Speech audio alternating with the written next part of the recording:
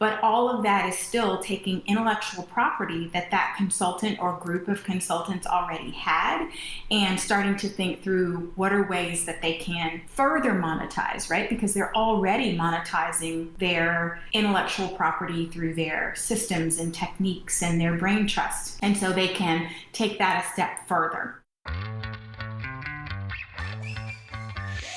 What if I told you that you had an untapped revenue source sitting in your business right now, just waiting for you to press go on it? All that hard work that you've already done, that you could turn around and use to mitigate against risk and build resilience into your business model. I'm Susan Bowles, and you're listening to Break the Ceiling, the show where we break down unconventional strategies you can use to save time, boost your profit, and increase your operational capacity. Now, we've been talking all about risk and resilience this month. Jaquette Timmons and I talked about the intimate relationship between the two. And I talked to Priya Malani and Luke Fry about the two biggest risks for business owners, cash flow and taxes. Today, we're shifting a little bit to talk about how to build some more resilience into your business model by using work you've already done and turning it into another source of revenue for your business. Today, we're shifting a little bit to talk about how to build some more resilience into your business model by using work you've already done, your intellectual property, and turning it into another source of revenue for your business. So your business model might already have some inherent risks built into it because of choices you made about how you want to run your business. So for example, maybe you only want to work with high-value retainer clients. Totally valid choice. But it is inherently more risky than other models where maybe you have several sources of income. So say you maybe only work with 2 or 3 of those high-value retainer clients at a time. Well, what happens when you lose one of them? That's a pretty big blow to your income all at once. And as long as you recognize that it's a risk, there are lots of ways to bolster your business to mitigate for those kinds of scenarios. You could just accept that it's a risk and make sure that you're cultivating a waiting list of folks who want to work with you so that it's super easy to fill that open spot. That's one way. Or you could start looking at other ways to strengthen the foundations of your income so that it's less susceptible to big drops like losing one client. Maybe you look to diversify where your income comes from. Maybe you decide to offer a course or a product or build a tool or write a book so that there's income coming into your business from more than one source. That way, if something happens to one of the sources, it's just a hiccup, not a catastrophe. And that's exactly what my guest today does. JoAnn Holmes is an attorney who helps 7- and 8-figure companies grow recurring revenue through licensing brands, software, and business content. Basically, she helps you take your intellectual property, stuff you've already created, and turns it into an additional source of income for your business. She's the founder of Holmes at Law and the host of Your Business Ally podcast. And we're talking about identifying the different types of intellectual property you might already have floating around in your business, the types of revenue streams you could turn them into, and how to protect what you've created. Hey, Jo, thanks so much for being here with me today. Thank you, Susan. It is a true pleasure to join you. So we are going to be talking today all about turning your intellectual property into an extra source or sources of income for your business. But to kind of kick off that discussion, talk to me a little bit about what intellectual property actually is. Sure. So intellectual property is something that we all interact with every day. But if the words sound intimidating, then I promise that by the end of this, you will feel more comfortable. So there are a few different types of intellectual property. There are trademarks, copyrights, trade secrets, and patents. Trademarks are going to be brands, logos, and slogans. So trademark is actually an umbrella term. And if we think about some examples, you've got Nike is a brand name. You've got the little swoosh symbol, which is a logo. And then you've got the slogan, which is just do it. So all of those, again, are going to be trademarks. Copyrights are expressions of creative work. So in my mind, I organize them as creative copyrights and then more business-focused copyrights. Creative copyrights are going to be things like songs, books, photographs, sculptures. All of those are under the creative copyright umbrella. Whereas business-focused copyrights are going to be more things like training materials, educational videos, online courses. They might be formulae to make a secret sauce in something. The written fixed expression of a copyright is the way that you start to protect that work. So if I have a great idea, or if I sit down at a keyboard and play a brilliant song, but I never recorded it, then I won't have a copyright in it. So it's really important to take that idea and express it in digital or physical format to protect a copyright. Trade secrets are going to be things that, as long as they are kept a secret, are going to give you a business advantage. So think of the Google algorithm, the Coca-Cola formula. So the difference between, I mentioned formulae before, the expression of the idea is going to be protectable as a copyright, but the underlying formula, the thing, again, using Coca-Cola as the example, Listerine's mouthwash formula is another example. As long as it's kept a secret, it has a competitive business advantage. And so those are protected under the trade secret umbrella, of intellectual property.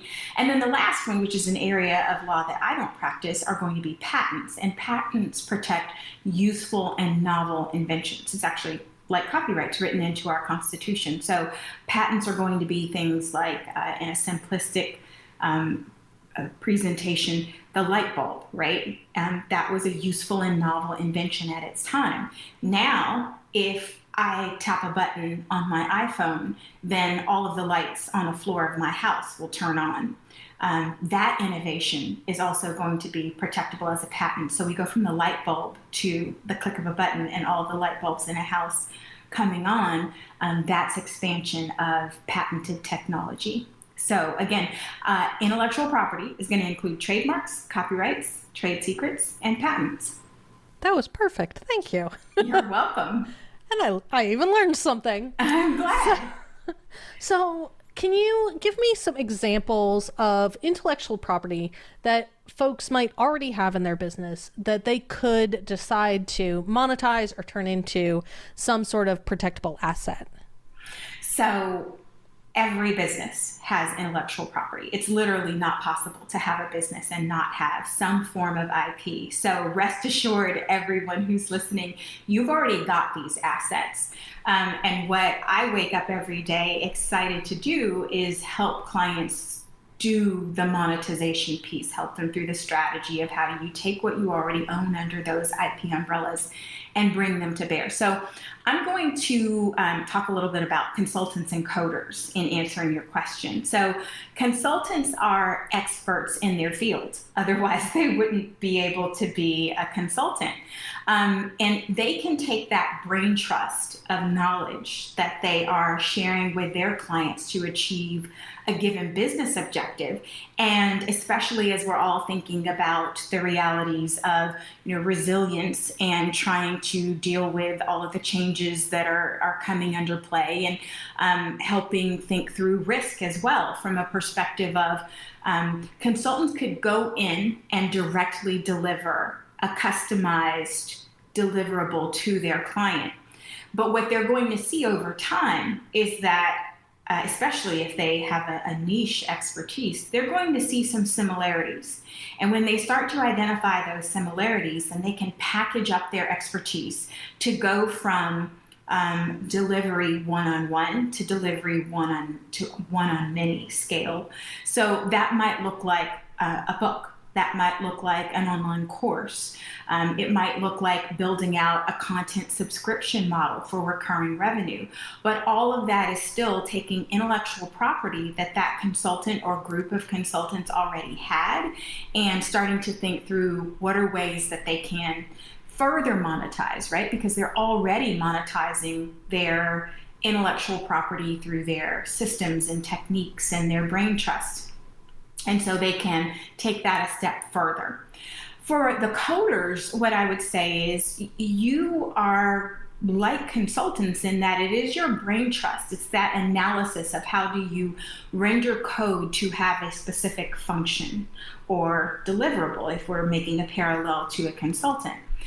And so if you start to think through, well, I've already got this code. Maybe I've got a set of code that I developed for a particular client and it was customized. Maybe what you can do is think, what broader ways can I monetize this beyond that unique client? Do I see that more and more clients are asking for code that renders this result? So can I take it and sell it through a white label model where, for example, instead of saying to a client, I'm going to make this work within your unique business framework, you say, I already drafted most of that code. I'm going to take it and make it so that several different clients can have this dropped in, perhaps at a different price point, and use that same intellectual property asset of that software over and over again. So I hope those are a couple of examples of how folks have intellectual property that maybe the audience would immediately relate to. If you happen to be a media mogul, then you might take your brand. And I'm a big fan of Oprah Winfrey for a myriad of reasons. So, if you're like me, then at 4 o'clock on the East Coast, the Oprah Winfrey Show came on. And so it was destination television. I loved to get to watch Oprah when I got home from school growing up. And she took that brand, that Oprah brand, and took it from the Oprah Winfrey Show. And then she developed out that brand family into O Magazine, which was a new audience that she was leveraging her Oprah brand from. And then she leveraged it again to the OWN network, the Oprah Winfrey Network. And dozens of people, probably dozens of millions of people, just took the goodwill in her brand and said, well, if Oprah is behind this, then the OWN network must be quality programming. And then most recently, I think she's done a partnership with what used to be called Weight Watchers, might be called WW now. And she's got the Oh, That's Good brand of frozen meals. So once again, we've taken that Oprah Winfrey brand and we've seen its evolution through co-branding, through expansion of her own brand family. And each time she's monetizing her brand in new ways. So those are some examples of trade secrets with the consultants, copyrights with the software coders, and then Oprah is an example of a trademark or a brand monetization. So when folks are kind of considering this evolution of, I have intellectual property in my business, I've been doing something with a client, or I do the same process with my clients over and over again, and I want to actually turn this into a separate revenue stream. I want to do something with this. At what point do they need to start thinking about taking steps to actually protect or claim that asset? So it depends on the type of intellectual property. And so I'll give you answers that will align to what your listeners might have in terms of the IP that they'd like to monetize. So if you're a brand owner, under the United States law, you've got what are called common law rights. So let's say you're a mom and pop shop. You only sell in your little suburban area. You might not have stores. You probably don't have stores anywhere else. You're not selling online. Just opening up your mom and pop shop in your little area will give you some common law rights in your brand that you use to sell products and services through your business. If you are going to move out of your little local area and you say, well, I live in the Atlanta metropolitan area and I'd like to have a few more stores in my region, then you want to start looking at filing a state trademark registration. Again, you're not selling online, but you're in more than just that one store. You're sort of becoming regional within your cities that surround your first location. Then you want to think about filing, again, a state trademark registration. If you take your little local business and you say, I want to start selling products online, so I'm going to be outside of my state, Or you say, I've had a lot of success in Georgia and I want to expand out into Florida, South Carolina, Alabama, Tennessee. You're starting to look regional from a state perspective. You want to seriously think about investing in a federal trademark registration because that's going to give you rights throughout the entire United States. So those are sort of, very, very local, state, and then national from a trademark perspective. If you own works as, again, a coder or a consultant, particularly let's talk about consultants. So let's say you started to create a set of online courses, or let's say you've got a website and you're concerned that others are going to come and try to grab your content and take away your goodwill, the time and money that you've spent in building up great copy or having wonderful photos on your site. Then you want to go to copyright.gov and you want to get a copyright registration for your website. And I know that websites are going to evolve and iterate. That's just the nature of that asset. But you want to start off having some protection at a federal level through getting a copyright registration. I love people doing that because a copyright registration is going to cost you less than $100. You don't need to work with an attorney to do that. And it carries a big stick because it gives you the right to go after others and get statutory damages of $150,000 or more for each infringement. So less than $100 investment, up to $150,000 per infringement for damages. That's a good investment.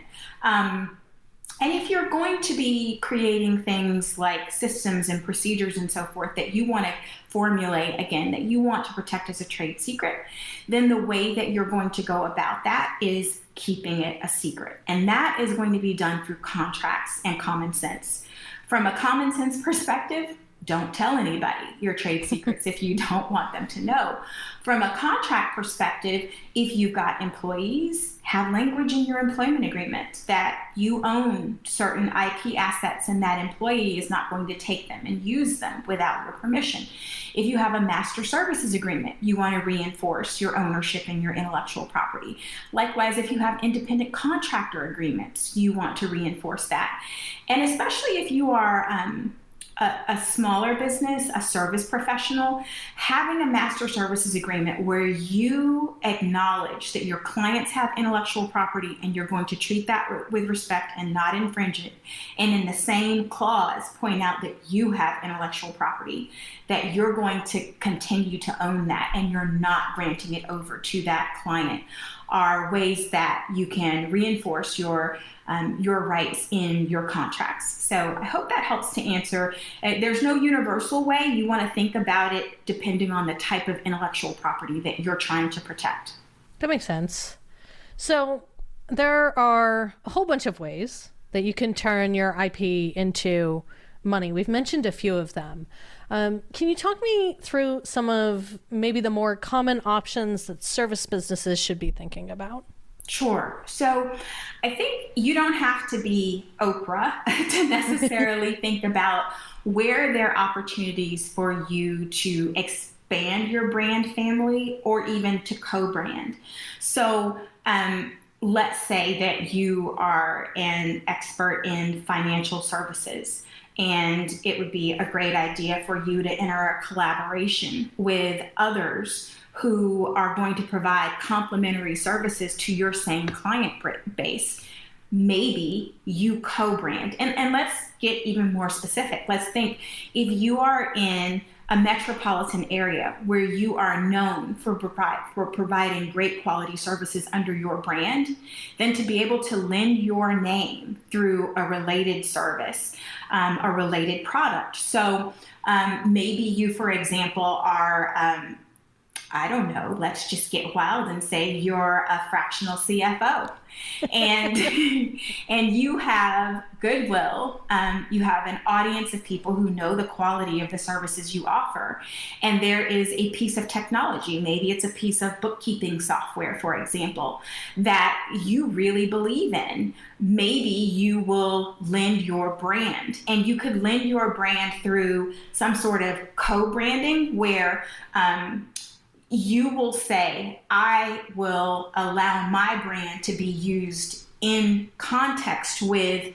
that software brand. Maybe it is you saying, I want to have my own brand, and so I'm going to take a white label product and put my brand on top of it, and I'm going to offer that out, and we'll figure out a revenue model where, because it's being sold based on the goodwill in my brand, then I will take some portion of the revenue that's generated, and then the folks who are keeping the software current will earn some component of that revenue as well. Or it might look like a sponsorship where you are saying that because I have an audience who know, like, and trust me, I will allow you to use my name to sell more of your product through a sponsorship endorsement type thing.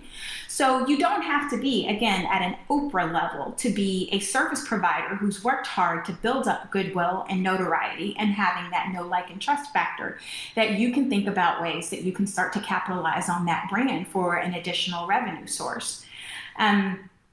Because service businesses are so broad, there are lots of different ways. But what I would say is, if you are in the business of providing professional services, then again, you're an expert already. So I think about, again, as we're thinking through risk and resilience, a risk to a service provider's business model right now might be that if you were previously able to travel and deliver your expertise in a customized, bespoke way to a set of clients in real time, maybe that's just not the safest thing to do right now. And so as you're thinking through the resilience of your business model, I would ask listeners to consider, how can you continue to deliver that value in your intellectual property, but do it remotely?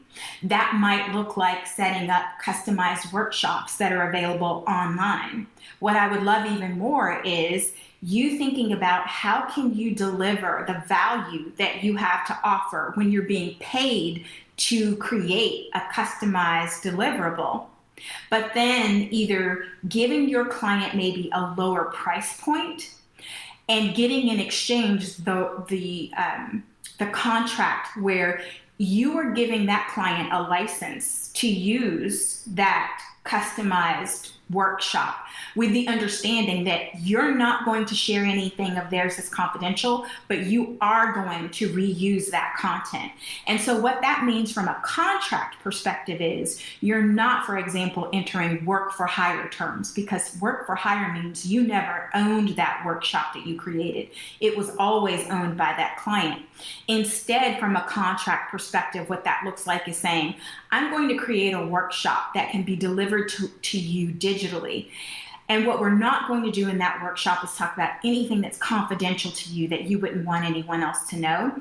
But at the end of the day, I'm going to give you a license so that those within your organization who need that material can access it. But then I'm also going to use it to start to build up content for my subscription for clients or customers, and just client being, in my mind, the more bespoke work, and customers being a one-to-many model. So your client gets the deliverable that they need, and then you can maybe take that expertise that's delivered through the workshop and put that behind a paywall, and that starts to be a subscription model that you can deliver one-to-many.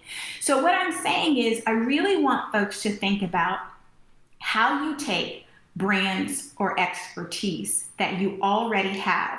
What are the ways you can work with others to deliver it under a new facade or in a new vehicle? And how can you think about having more customized, higher, more premium level products? And then how can you have more one-to-many, more commoditized reuses of those premium deliverables? Does that make sense, Susan? Yeah, it totally does. So how do you see these kind of, these models, these different options that you can turn your IP into revenue streams?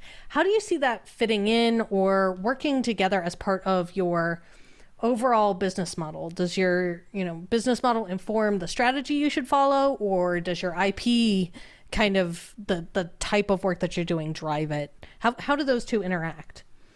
So, like anyone who is advising you in business, I think the most important thing to think about is, what is the value proposition that you have to offer.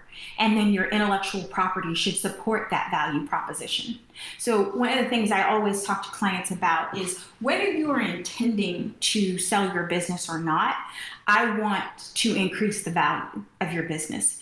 If you at some point are going to be looking at attracting investors, those investors are going to do diligence on your intellectual property portfolio.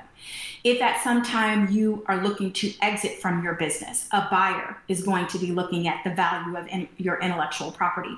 So if you are thinking first around how do I deliver value to my clients, my customers, then that is the building block from which you think about what intellectual property complements that value. And so that might look like you coming up with a consistent content strategy that supports what you're trying to achieve. Going back to the example that I said before, I would love for you to organize your intellectual property in two baskets. One being, what is my premium model? And second being, what is my commoditized model? So if you are thinking through that, in my mind, those are going to be intellectual property and licensing ladders. And by that, I mean, if you're developing brands, have a consistent brand strategy so that you're building up a brand family. If you, for example, are a service provider, then you're going to have a core competency that you start out with. And then you're going to build a series of things around that core competency.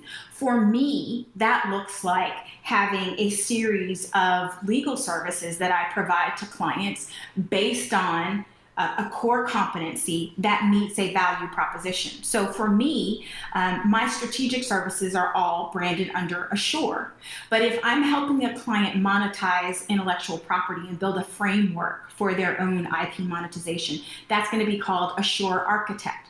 If I'm helping a client who is just crossing that 7-figure threshold and they're trying to think about how can I make sure that I can get some peace of mind around my legal foundation because I've just been growing the business and focusing on servicing my clients and customers. There are a consistent set of things that someone who is early in that 7-figure stage of revenue is going to be concerned about. So for me, that's going to be Assure Atlas, where I'm giving them a legal roadmap. And then the third piece in that brand strategy is going to be if you have, let's say, an outside CFO and you have an outside legal advisor, at some point you should regularly be meeting with that internal and external team to think forward about strategy. So if you're going to be launching something new, you want to have your fractional CFO advising you around cost structures and pricing issues and so forth. And you're going to want to have your lawyer talking to you about what those contracts should look like and what the intellectual property that supports it should look like. And so for me, the third piece in that brand family is going to be Assure Agenda, where we're listening to the business owner around what's your next agenda for the next quarter, 6 months, year. So what I'm purposefully doing is building a brand family. I would ask listeners to do the same thing. As you are thinking about the services that you're providing to your client base, what are your core competencies? What do they repeatedly need? And how can you build a brand family that meets that need?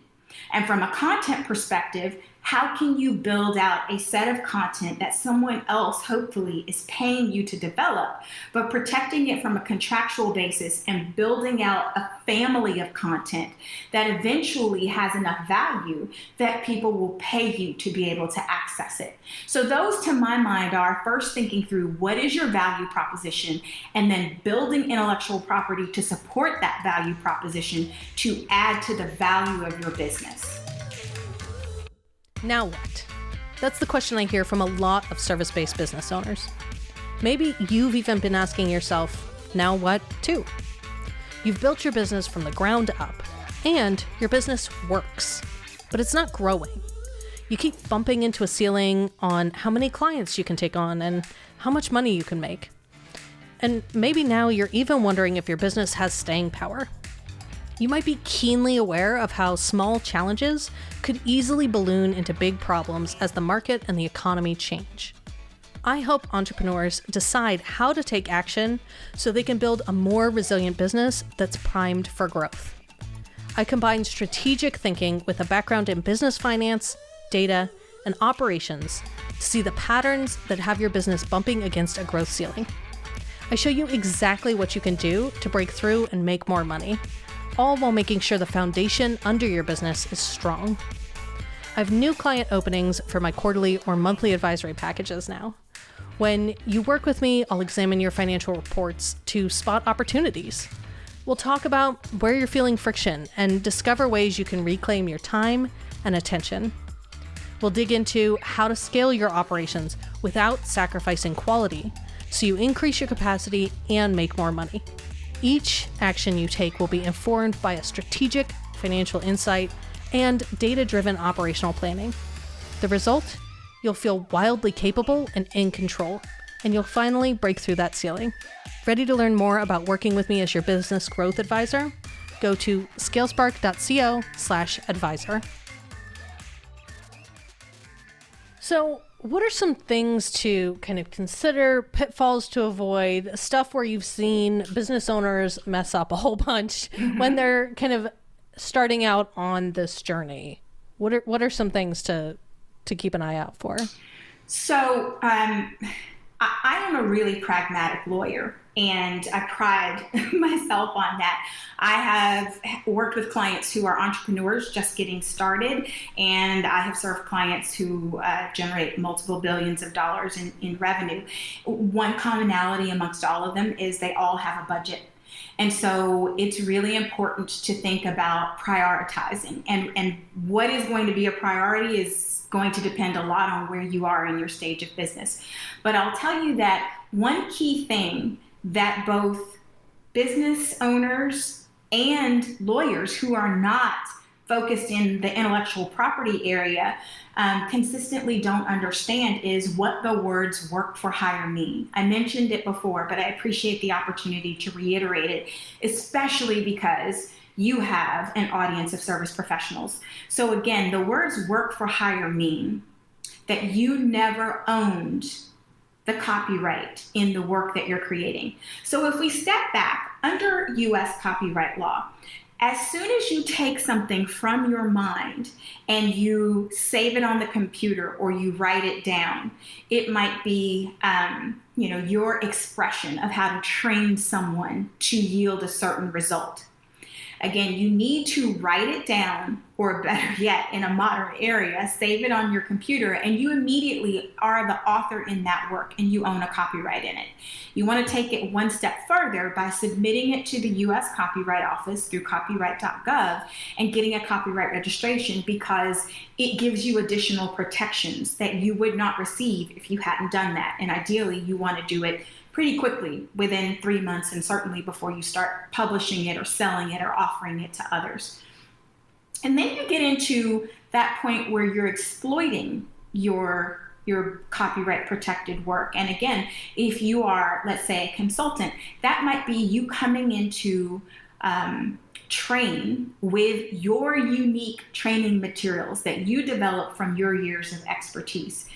Before you step in there, you want to ideally have your own contract that you're offering to your client. But if you are having a contract put in front of you, you want to look out for those words work for hire, because what work for hire does is it erases out what copyright law would have done for you in granting you protection in those training materials, videos, and other works that you created.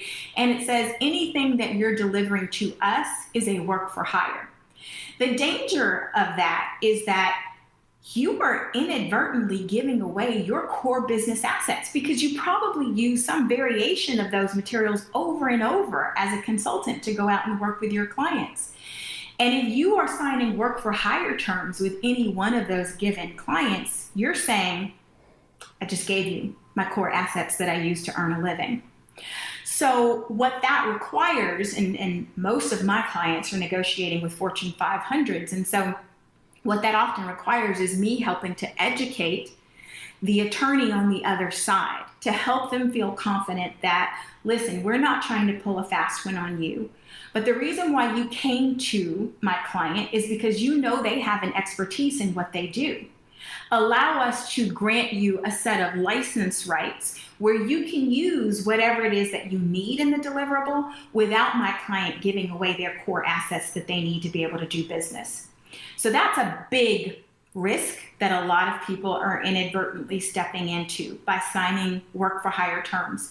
There might be circumstances, by the way, Susan, where work for hire terms make sense, but that should be part of your premium model in terms of making sure if you are going to create something that you're signing the rights away for, make sure you're being paid at a level that's appropriate for signing those rights away.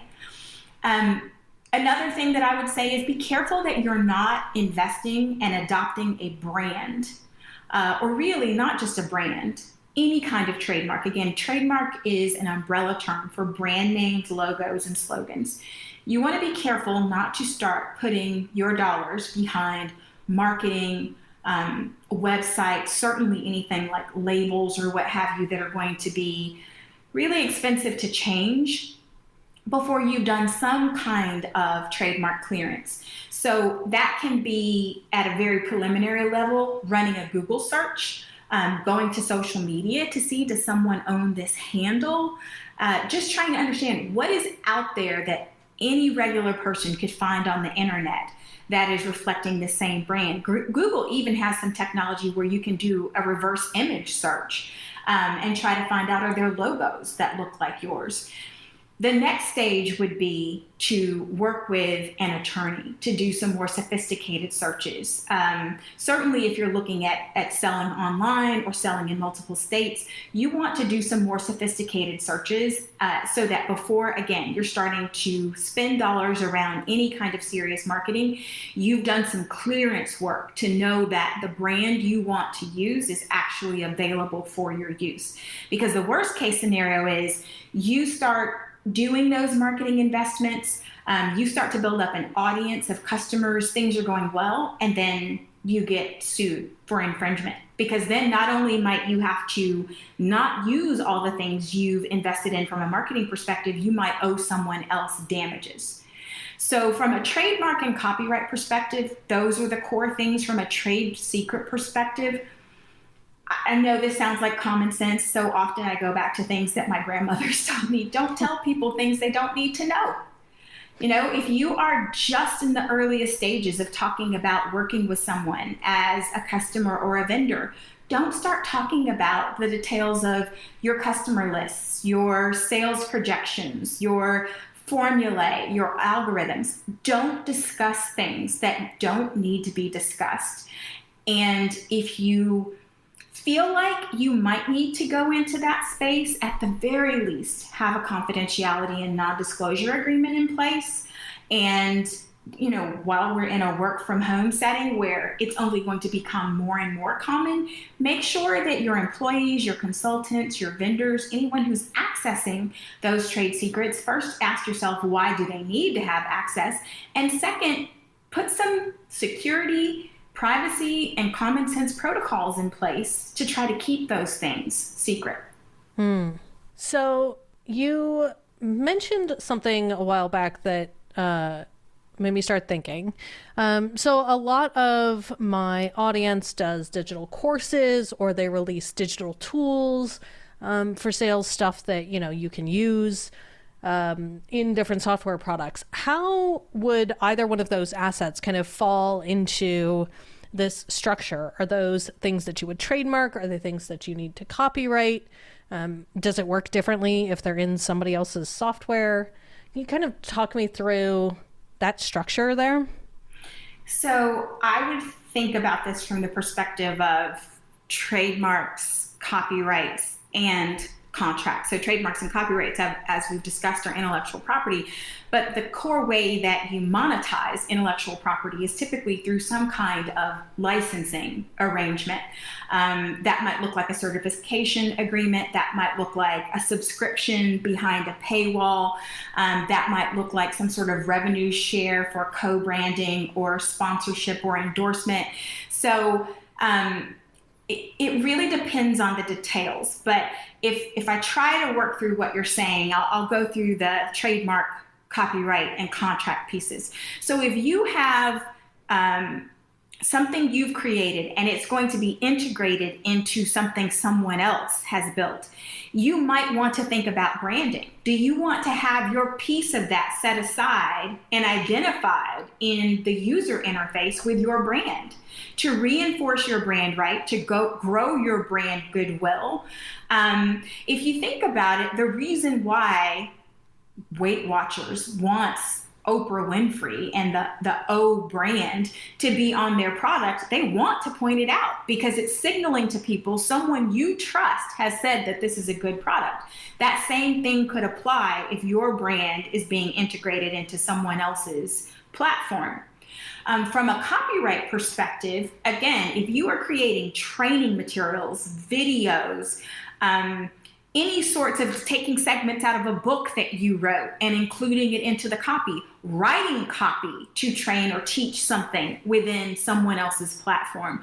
All of those things are protected under copyright. And you want to be really clear under a copyright license around, and under a brand license, around what rights you are allowing, what rights of review. So now we're moving into contract, right? So the contract is going to be where you build in that revenue piece and those licensing ladders that I talked about. So if you're thinking through what the contract should look like, I would say what you want to understand is, where does the other party find value? So that might mean that they want to have the right to use your training materials on their digital platform. Well, then the contract, or the license specifically as the type of contract, should say that they have digital rights. They don't have print rights. Maybe you're going to grant the print rights to someone else. You want to talk about what the territory is. So maybe they have the rights to use your content in a digital format within the United States, but they don't have those rights, let's say, for example, in Canada or elsewhere in the world. You want to think about what sort of time frame, how long. So one of the things I love to negotiate is, how long will someone have rights? You might come in at a certain price point because you're trying to prove your value, but you might want the right to renegotiate that or to level up to a better, more favorable price point for the expert a year later, because they're going to have seen how popular their content is through clicks to that page or what have you. And then you also want to think about exclusivity when you're doing your licensing ladder. If you're going to give someone else those exclusive rights, you are going to be turning away other opportunities to license that content. And so that has a value. So one of the things that I work with clients around is understanding, what value do you have to offer? Who are those target clients or customers who want to receive that value? And what do your revenue and licensing ladders look like? So you're not inadvertently giving away more rights than you need to, and you're reserving space to come back as the value and goodwill in your brand grows, as more revenue is being generated from your copyrights and your content, so that you can take that and go negotiate with others to continue to grow revenue and continue to diversify your revenue streams and your income models, as well as scale your impact in different ways. If you don't know that each one of those can be discretely segmented, then you're limiting and unfortunately often inadvertently limiting those additional opportunities. Cool. So I think that's a good place to kind of start wrapping this up on. Is there anything you think we should talk about that we haven't touched on yet that you think is important? I should probably confess that I've done this for over 20 years, and I get super excited talking about how to monetize intellectual property. And I get excited about it particularly right now because, by hook or crook, so many people are being forced to rethink, how can I generate income from my family? My bills are still the same. My commitments to my family are still the same. Maybe your job situation is not what it was before. Maybe the ways that you generated revenue are not the same as they were before. So I get really excited because I get to fly my IP geek flag and talk about stuff that I think is so interesting and help people in the real world. So most of my clients are 7- and 8-figure businesses. they are not huge enterprise level behemoths, and they're going out and punching above their weight when they're negotiating with them. So I really enjoy and appreciate the opportunity to just help people understand you've already got these assets. And if there are ways that I can demystify this and help you through my experience, take your idea and develop it into something that makes money, I love to do that. Just a quick story. I have who are now friends, but they were a husband and wife team who were a pastor and a school teacher, and they just have true servants' hearts. And they, over 10 years, built out a model going into immigrant communities here in the Atlanta area, and just serving as a liaison between immigrant families and local school systems, and figuring out where their communication gaps and what are the resources that these families need because they want to see their kids succeed like anyone else. And over the course of time, they've built out a framework that has doubled the graduation rate of students. And what that means is whole generations are going to have new sets of opportunities opened up to them because these kids didn't drop out. And so what happened is the mobile home community owners, where these immigrant families live, were starting to see the value to their bottom line. And what I was able to do was help my friends and now clients build out a certification program so they could take that brain trust and scale their impact and do more good while earning more revenue to support the programs that they've already built out. So that's an example of something that just makes me really proud to be able to take what I know how to do and help people scale and do better for themselves and their communities. Oh, I love that. That's a fabulous story. Thank you. So where can our listeners find you if they want to connect with you or learn more about what you do? So one way that might be helpful is to visit the website, which is Holmes, Holmes, @law.com. You'll find that Assure Architect IP monetization framework there in a visual and bullet pointed format, which I think might help people be able to absorb it and relate it to their talents. I am also on LinkedIn. JoAnn is JoAnn, Holmes, Holmes. Love to connect with folks on LinkedIn. And the last thing I would say is if you enjoyed hearing me, be the IP geek that I am, my podcast is Your Business Ally, where I talk all about how to implement profitable legal strategies and monetize intellectual property. And so I would invite people to join me on the Your Business Ally podcast and learn more about just how truly geeky I am. We love geeking out here, so I think that's probably right up our listeners' alley. Thank you so much for being here. This was such a great conversation, and I really appreciate you coming and sharing your expertise and your enthusiasm with us. It was, as I said before, truly my pleasure. I've been following you for a while, and I'm a little bit of a girl fan here. Oh, thank you so much. Using your intellectual property to create an additional revenue stream for your business, or even to create a pivot altogether, is a great way to mitigate the risks of big drops in your income. By having more than one place or way that you make money, you're building resilience into your business. You're building in some breathing room to react if something catastrophic happens to one source, because you've still got money coming in from all of your other sources. So if something happens, you can pause, take a breath, and calmly and strategically figure out what to do next. But using your intellectual property to create another source of income isn't the only option available to you. There are lots of different ways that you can diversify when it comes to how you make your money. One option that's become very popular lately is the creation of communities or membership products. So that's what we're going to talk about next week. My guest, Sophie Bujo, is an expert in helping businesses create communities. We're going to talk about what it means to build a great community and where it belongs in your business model. So be sure you hit subscribe in your favorite podcast player so you don't miss it.